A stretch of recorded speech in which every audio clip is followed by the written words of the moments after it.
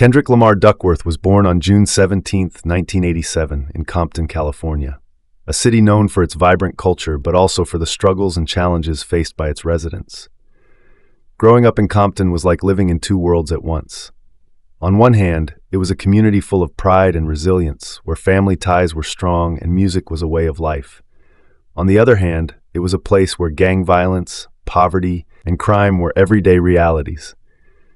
For Kendrick, these contrasting elements would become the foundation of his artistic voice, shaping his music in ways that would eventually resonate with millions around the world. Kendrick's parents, Kenny Duckworth and Paula Oliver, were no strangers to the harsh realities of life. His father, a former gang member, had moved to Compton from Chicago in search of a better life, hoping to leave behind the violent lifestyle he once knew. His mother, Paula, was a strong, nurturing figure who worked hard to provide stability for her family.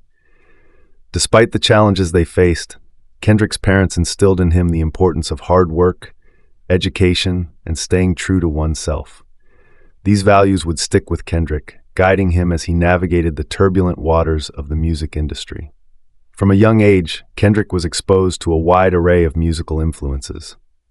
His parents would play old-school soul and R&B records, filling the house with the sounds of artists like Marvin Gaye, The Temptations, and Curtis Mayfield. But it was the West Coast rap scene that truly captivated Kendrick's imagination.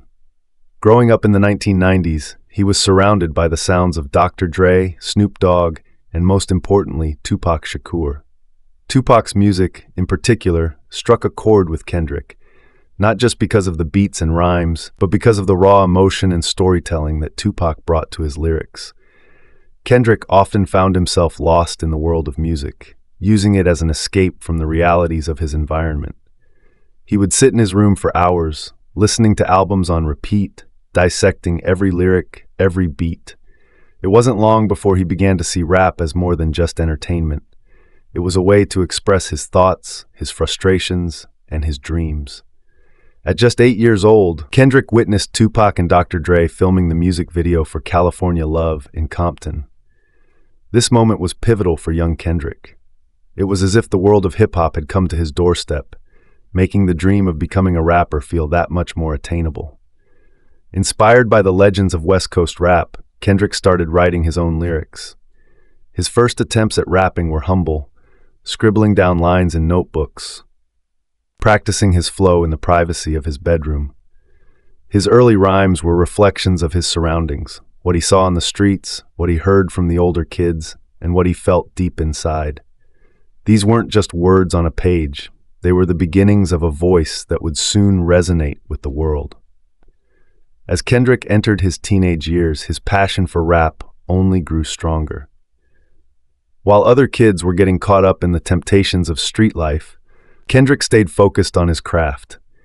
He knew that music could be his ticket out of the cycle of violence and poverty that plagued so many in his community.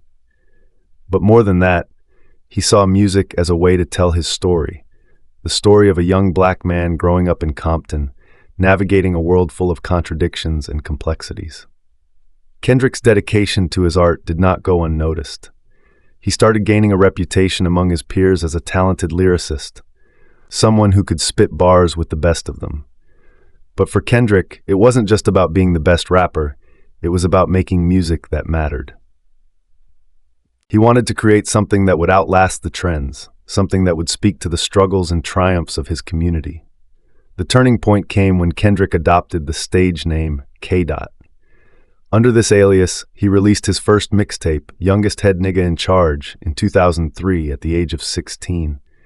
The mixtape was raw and unpolished, but it showcased Kendrick's potential as a storyteller and a lyricist. It was a snapshot of a young artist finding his voice, blending the influences of his heroes with his own unique perspective.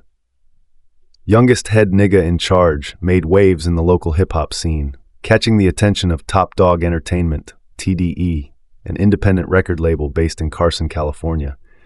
The label's CEO, Anthony Top Dog Tiffith, saw something special in Kendrick. He recognized that Kendrick wasn't just another rapper trying to make a name for himself. He was an artist with a vision, someone who had the potential to change the game. Signing with TDE was a major step for Kendrick. It provided him with the resources and support he needed to refine his craft and expand his reach. More importantly, it connected him with a group of like-minded artists and producers who shared his passion for music that pushed boundaries and challenged the status quo. With TDE behind him, Kendrick was ready to take the next step in his journey, a journey that would soon see him rise from the streets of Compton to the heights of the hip-hop world. Kendrick Lamar's journey from a young lyricist with big dreams to a rising star in the rap game began to take shape when he released his debut mixtape, Youngest Head Nigga in Charge, under the moniker K-Dot in 2003. At just 16 years old, Kendrick was already showing signs of the brilliance that would later define his career. The mixtape was a raw and unfiltered glimpse into his world, with lyrics that reflected the struggles and aspirations of a young man growing up in Compton. Though the production quality was modest and Kendrick was still refining his style, Youngest Head Nigga in Charge was enough to make people take notice. It was clear that Kendrick wasn't just another rapper looking for fame. He had something to say. His lyrics were introspective and thoughtful, offering a perspective that was both unique and deeply rooted in the reality of his surroundings. The mixtape circulated locally, earning him respect within the underground rap scene and setting the stage for what would come next. One of the most significant developments in Kendrick's early career was his connection with Top Dog Entertainment, TDE. Founded by Anthony Top Dog Tiffith, TDE was an independent label with a reputation for discovering and nurturing talent. Tiffith, known for his keen ear and business acumen, saw potential in Kendrick that others might have overlooked. He recognized the young rapper's raw talent, and more importantly, his potential to grow into something extraordinary. When Kendrick joined TDE, it marked a turning point in his career. The label provided him with the resources and mentorship he needed to hone his craft and develop his unique voice. Kendrick was no longer just a teenager with a dream. He was now part of a team that believed in his vision and was committed to helping him achieve it. At TDE, Kendrick found himself surrounded by like-minded artists and producers, including fellow label mates like J-Rock and Schoolboy Q, who would go on to form the core of what would later be known as Black Hippie, a collective that represented the new wave of West Coast hip-hop. Under TDE's guidance, Kendrick began to refine his style and approach to music. He started working on new material, experimenting with different sounds and lyrical themes. It was during this time that Kendrick began to move away from his K-Dot persona, realizing that it didn't fully capture who he was as an artist. The name K-Dot had served its purpose, but Kendrick was ready to shed that identity and embrace something more authentic.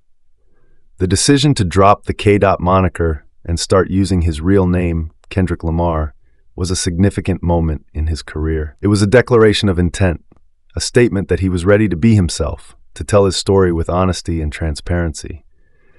The name change symbolized Kendrick's evolution as an artist, marking the beginning of a new chapter in his journey. As Kendrick continued to grow as an artist, his music began to reflect the depth and complexity of his experiences. He was no longer just writing rhymes for the sake of it. He was crafting narratives, exploring themes of identity, survival, and the search for meaning in a world that often felt chaotic and unforgiving. Kendrick's lyrics were imbued with a sense of purpose, a desire to speak truth to power, and to give voice to the voiceless. His hard work and dedication soon paid off when he released his next project, the mixtape C4 in 2009. This mixtape was a tribute to Lil Wayne's The Carter 3 and featured Kendrick rapping over some of Wayne's beats, showcasing his versatility and ability to adapt his flow to different styles. C4 further solidified Kendrick's reputation as a formidable talent, earning him praise for his lyrical prowess and ability to hold his own against some of the biggest names in the industry. Around this time, Kendrick's relationship with Dr. Dre began to develop, marking another pivotal moment in his career. Dr. Dre, one of the most influential figures in hip-hop, had an eye for spotting talent, and he saw something special in Kendrick. The connection between the two wasn't immediate, but as Kendrick continued to make waves with his music, Dr. Dre took notice. The endorsement of Dr. Dre was like a stamp of approval in the rap world, and it opened doors for Kendrick that might otherwise have remained closed. Kendrick's work ethic and talent eventually led to him being featured on one of Dr. Dre's tracks, a significant milestone for any up-and-coming artist. The collaboration helped introduce Kendrick to a broader audience, further elevating his status in the hip-hop community. It also reinforced the idea that Kendrick was destined for greatness, that he wasn't just another rapper from Compton, but a future icon in the making. By the time Kendrick released his 2010 mixtape, Overly Dedicated, he had already begun to establish himself as a force to be reckoned with in the rap game. Overly Dedicated was a critical success, praised for its introspective lyrics and innovative production.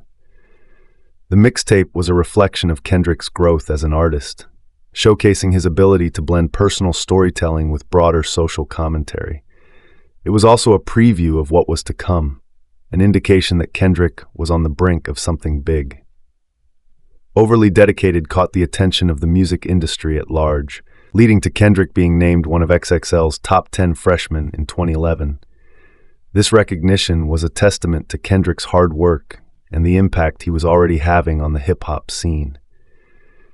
But for Kendrick, it wasn't just about the accolades, it was about the message. He was determined to use his platform to speak on issues that mattered, to shine a light on the struggles and triumphs of his community. As Kendrick's star continued to rise, so did the expectations. He was no longer just a local artist making waves in the underground scene. He was on the cusp of mainstream success. But Kendrick was ready. He had spent years preparing for this moment, sharpening his skills and solidifying his identity as an artist. With TDE behind him, the support of legends like Dr. Dre, and a growing fan base eager for more, Kendrick was poised to take the next step in his journey, a journey that would soon see him become one of the most influential voices in hip-hop. By 2011, Kendrick Lamar was no longer just a promising young rapper from Compton. He was a voice for a new generation. With the release of Overly Dedicated, Kendrick had gained recognition not only from fans, but from critics and industry insiders alike. His unique blend of introspective lyrics, socially conscious themes, and innovative production set him apart from his peers, and the anticipation for his next project was palpable. In July 2011, Kendrick released his first independent studio album, Section 80. The album was a powerful statement, capturing the experiences and struggles of a generation growing up in a post-Reagan-era America.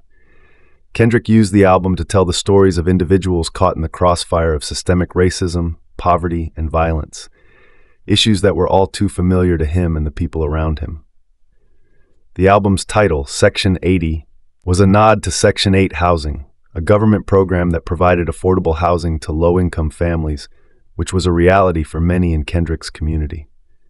Section 80 was a concept album, weaving together narratives that highlighted the impact of societal issues on the youth of his generation. Kendrick introduced characters like Keisha and Tammy, whose stories of trauma and survival were emblematic of the broader struggles faced by many young Black Americans. Tracks like ADHD delved into the effects of drugs and escapism on his peers, while High Power served as a rallying cry for resistance and empowerment, urging listeners to rise above their circumstances and challenge the status quo. The production on Section 80 was as innovative as the lyrics, blending jazz, funk, and soul with modern hip-hop beats. Kendrick worked closely with producers like Soundwave, Willie B., and Terrace Martin, creating a sound that was both nostalgic and forward-thinking. The album didn't just resonate with listeners, it hit them on a deeper level, making them think about the world they lived in and their place within it. Critics praised Kendrick for his storytelling abilities and the album's cohesive vision, with some even calling it one of the best hip-hop albums of the year. Section 80 was a critical success, but it was also a sign of things to come. It established Kendrick as not just a rapper, but as a storyteller and a social commentator. He was no longer just an underground sensation. He was on the path to becoming a mainstream force. The album's success caught the attention of more prominent figures in the music industry, including Dr. Dre, who had already been keeping a close eye on Kendrick's progress. Dr. Dre's involvement in Kendrick's career would prove to be a game changer. Recognizing Kendrick's potential, Dre signed him to his Aftermath Entertainment label, a subsidiary of Interscope Records. This move was a significant step in Kendrick's career, providing him with the resources and platform needed to reach an even wider audience. With Dre's backing, Kendrick was ready to take his music to the next level. In October 2012, Kendrick released his major label debut, Good Kid, Mad City. The album was an instant classic, hailed as one of the most important hip-hop releases of the decade.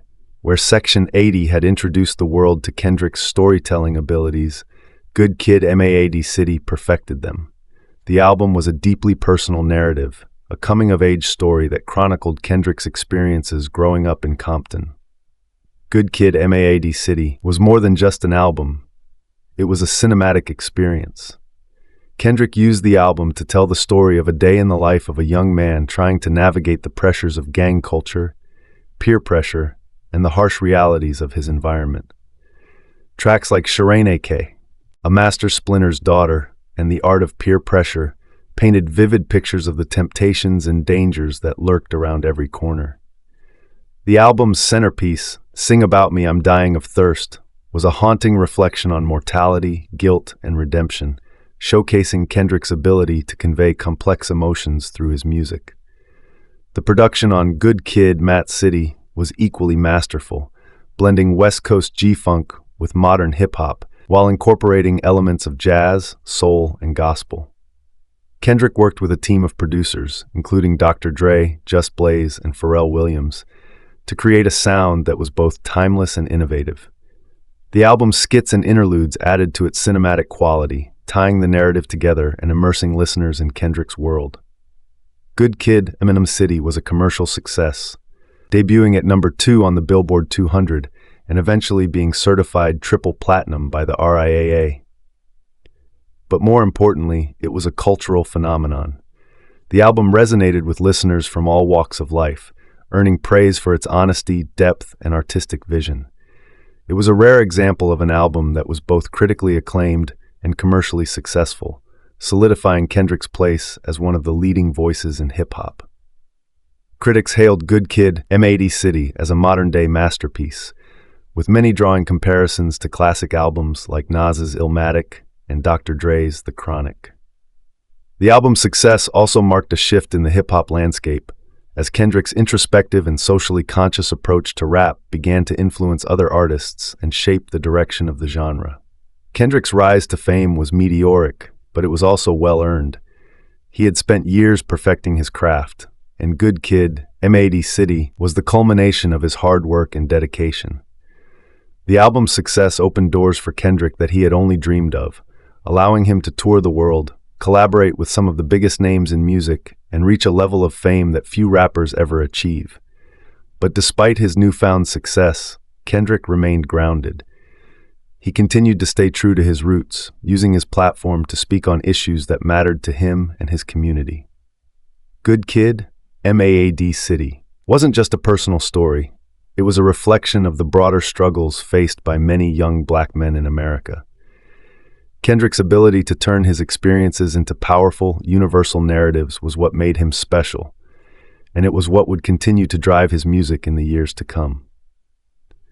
With Good Kid, Mad City, Kendrick Lamar had not only established himself as a major force in hip-hop, but as an artist with a vision, a message, and the talent to back it up. And as the world would soon see, he was just getting started. After the success of Good Kid, Mad City, Kendrick Lamar found himself at a crossroads. The album had propelled him to stardom, earning him critical acclaim and a devoted fan base. But with this newfound success came the weight of expectations. Kendrick wasn't content with just repeating his past achievements. He wanted to push the boundaries of his music and explore new territory. And so, in 2015, he released To Pimp a Butterfly, an album that would not only redefine his career, but also challenge and transform the landscape of hip-hop. The creation of To Pimp a Butterfly was a journey into the heart of Kendrick's psyche, as well as a deep dive into the socio-political issues that had shaped his life and the lives of many others in the black community. Kendrick collaborated with a diverse group of musicians and producers, including Thundercat, Flying Lotus, Soundwave, and Terrace Martin, to craft an album that was as sonically adventurous as it was lyrically profound. The album blended elements of jazz, funk, soul, and spoken word, creating a sound that was both a homage to the past and a bold step into the future.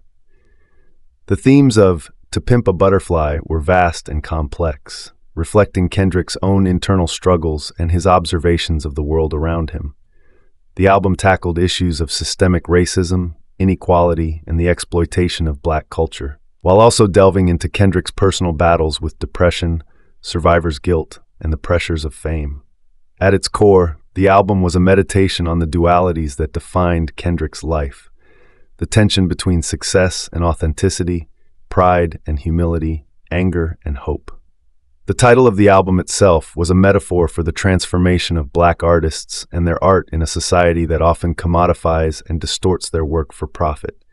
The pimping of the butterfly symbolized how the beauty and creativity of Black culture are exploited, while the butterfly represents the potential for growth, change, and liberation. Kendrick used this metaphor to explore the ways in which his own success had come at a cost, and how he grappled with the responsibility of using his platform to effect change. One of the most powerful tracks on the album, All Right, became an anthem for the Black Lives Matter movement. The song's hopeful chorus, "We Gon' Be All Right," resonated with millions, offering a message of resilience and solidarity in the face of injustice. The track combined infectious energy with a deep underlying message, making it both a celebration of survival and a call to action. The accompanying music video, which depicted Kendrick being shot by police and then ascending into the sky, further underscored the song's themes of resistance and the struggle for freedom. Another standout track, The Blacker the Berry, addressed the complexities of race and identity with unflinching honesty. Kendrick confronted the contradictions within himself and within society, speaking on issues of self-hatred, violence within the Black community, and the pain of being both a victim and a participant in a system that devalues Black lives. The raw emotion and intensity of the song made it one of the most talked-about tracks on the album, sparking discussions about race and violence that extended far beyond the music world. To Pimp a Butterfly also featured moments of introspection and vulnerability as Kendrick explored his own mental health struggles. In You, one of the album's most harrowing tracks, Kendrick delves into his battle with depression and self-doubt, delivering a brutally honest portrayal of the toll that fame and success had taken on his psyche. The song's contrast with the album's more uplifting tracks like I, which celebrates self-love and resilience, highlighted the dualities that Kendrick was wrestling with throughout the album. The album's final track, Mortal Man, served as a powerful conclusion to the narrative Kendrick had woven throughout the album. In the song, Kendrick questions the loyalty of his fans and the weight of being seen as a leader or a savior. He reflects on the fragility of fame and the pressure of living up to the expectations placed upon him. The track ends with an imagined conversation between Kendrick and Tupac Shakur, created using archival audio of Tupac's interviews. This poignant dialogue bridged the gap between two generations of hip-hop, underscoring the continuity of the struggle for justice and the enduring influence of Tupac's legacy on Kendrick's work. The release of To Pimp a Butterfly was a watershed moment in Kendrick's career and in the history of hip-hop. The album debuted at #1 on the Billboard 200 and was met with widespread critical acclaim. It was praised not only for its innovative sound and powerful lyrics, but also for its cultural significance. Critics and fans alike recognized that Kendrick had created something truly special, an album that transcended the boundaries of music to become a cultural artifact, a statement on the state of the world, and a testament to the power of art as a tool for social change. The impact of To Pimp a Butterfly was felt far beyond the music industry. The album's themes and messages resonated with activists, scholars, and everyday people who saw their own experiences reflected in Kendrick's words. It became a touchstone for discussions on race, identity, and resistance, influencing not only hip-hop, but also the broader cultural discourse. Kendrick's ability to blend the personal and the political, the past and the present, made the album a timeless piece of art that would continue to inspire and provoke thought for years to come. To Pimp a Butterfly earned Kendrick numerous accolades, including multiple Grammy Awards, and solidified his reputation as one of the most important and innovative artists of his generation. But more than the awards and recognition, the album's true legacy was its impact on the culture and the conversations it sparked. Kendrick had succeeded in using his platform to shine a light on the issues that mattered most to him, and in doing so, he had cemented his place as not just a rapper, but a voice for his generation. As Kendrick reflected on the success of To Pimp a Butterfly, he knew that his journey was far from over. The album had pushed him to new heights, but it had also opened his eyes to the challenges that still lay ahead. Kendrick was more determined than ever to continue evolving as an artist and to use his music as a force for change. And as the world would soon see, he was only just beginning to scratch the surface of what he was capable of achieving. Following the cultural impact of To Pimp a Butterfly, Kendrick Lamar found himself in a unique position. He had become one of the most influential voices in music, an artist who had not only achieved commercial success, but had also left an indelible mark on culture and society. The expectations for his next project were sky high, but Kendrick, as always, was ready to challenge himself and his listeners in new ways. In April 2017, Kendrick released Damn, an album that would once again push the boundaries of hip-hop and solidify his place in music history. Damn was a departure from the sprawling, jazz-infused sound of To Pimp a Butterfly. Instead, Kendrick opted for a more stripped-down, hard-hitting approach, blending elements of trap, R&B, and traditional hip-hop. The album's production, handled by a team that included Mike Will Made It, Soundwave, and DJ Dahi, was characterized by its minimalistic beats and dark, brooding atmosphere. This sonic shift was a reflection of the album's themes, which delved into the complexities of human nature, morality, and the dualities that define our existence. The album's opener, Blood, set the tone for the journey Kendrick was about to take his listeners on. The track's narrative structure, in which Kendrick tells the story of a fatal encounter with a blind woman, introduced the album's exploration of fate, justice, and the randomness of life. This theme of duality ran throughout the album, with tracks like DNA and Loyalty, examining the opposing forces that shape our identities, strength and weakness, virtue and vice, love and betrayal.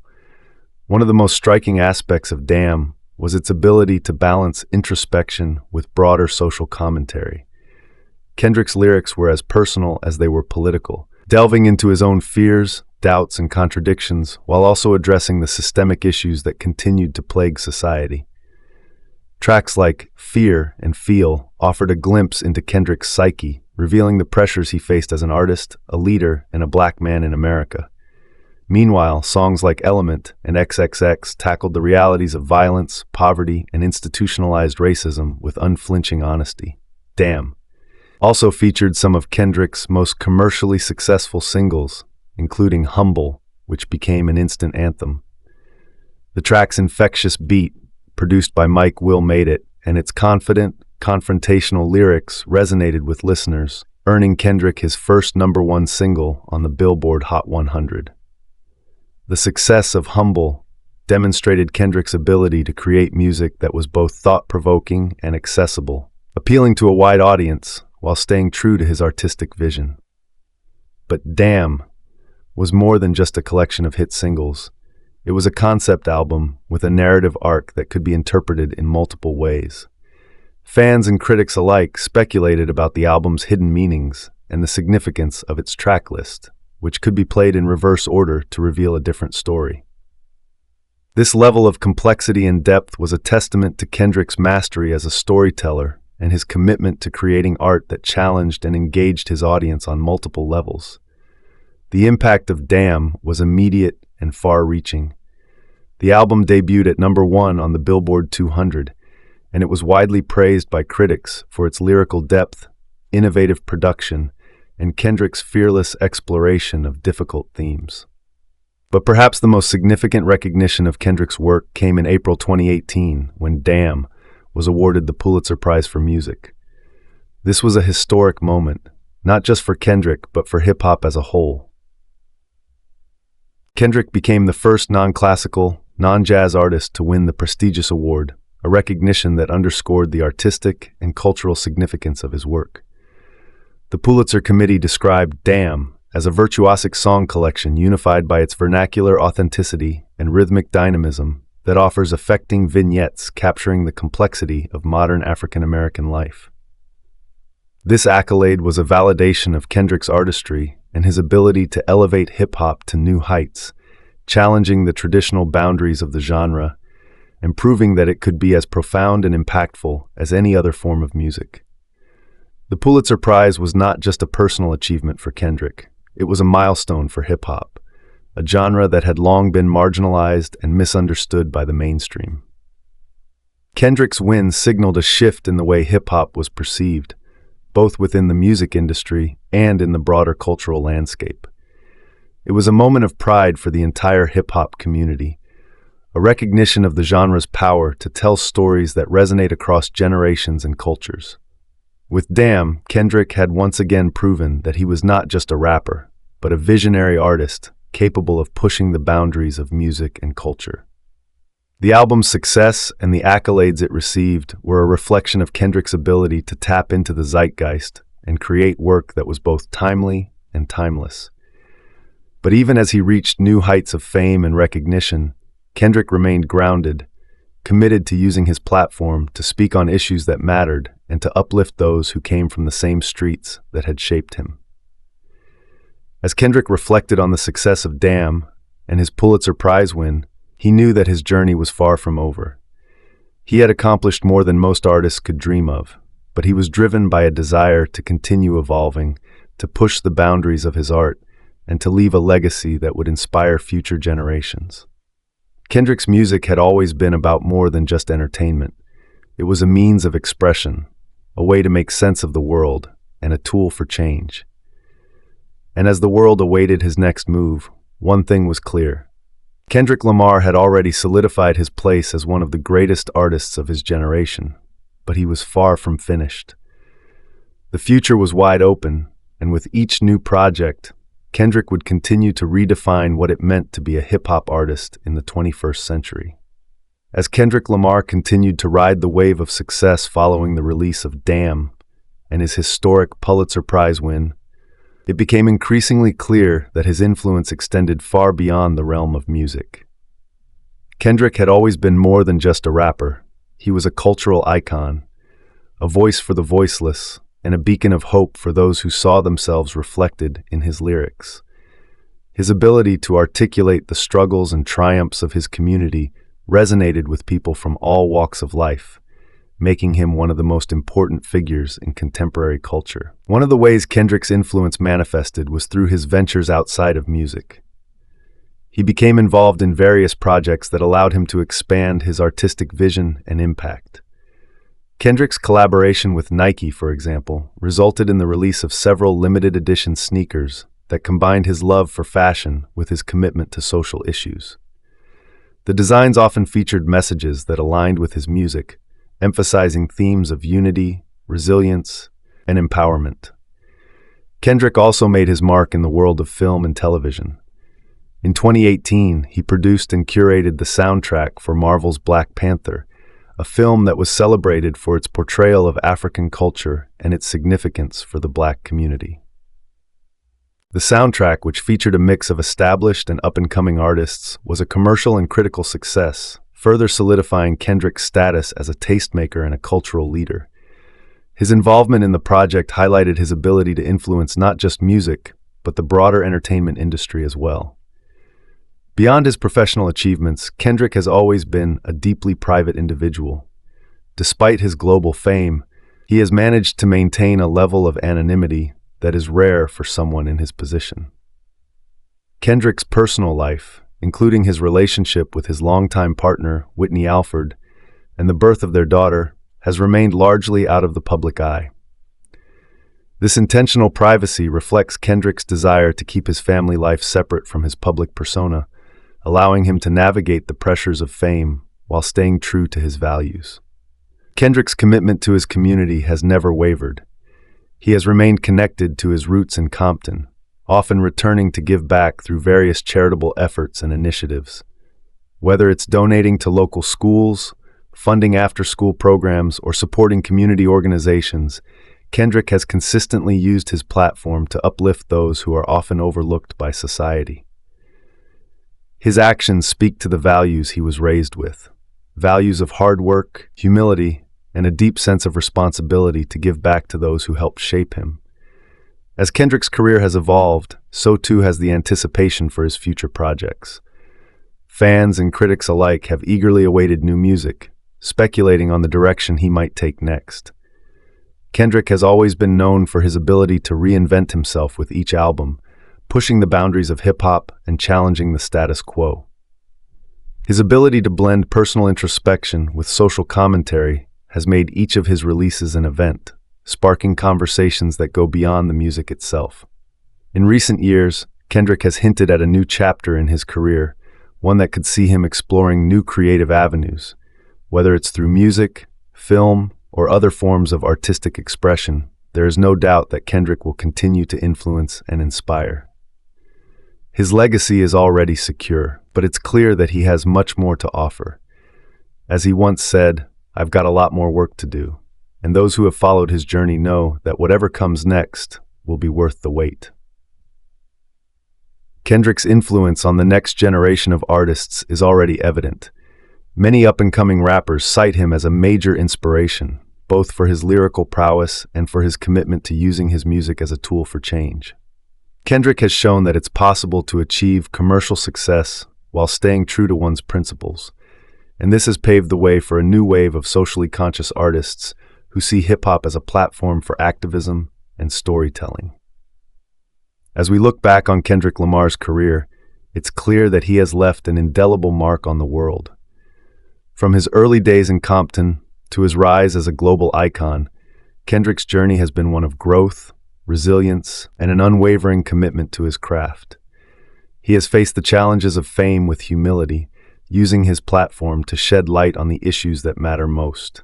His music has provided a soundtrack to the struggles and triumphs of a generation, offering both solace and inspiration. In the end, Kendrick Lamar's story is one of triumph, not just in the traditional sense of fame and fortune, but in the way he has remained true to himself and his community.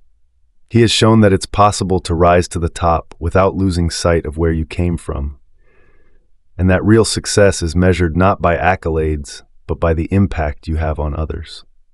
Kendrick's legacy will be defined by the lives he has touched, the voices he has amplified, and the hope he has inspired in those who dare to dream. As we await Kendrick's next move, one thing is certain: his journey is far from over. Whether through music, activism, or any other form of expression, Kendrick Lamar will continue to be a force for change, a voice for the marginalized, and a testament to the power of art. His story is still being written, and the world is eager to see what comes next.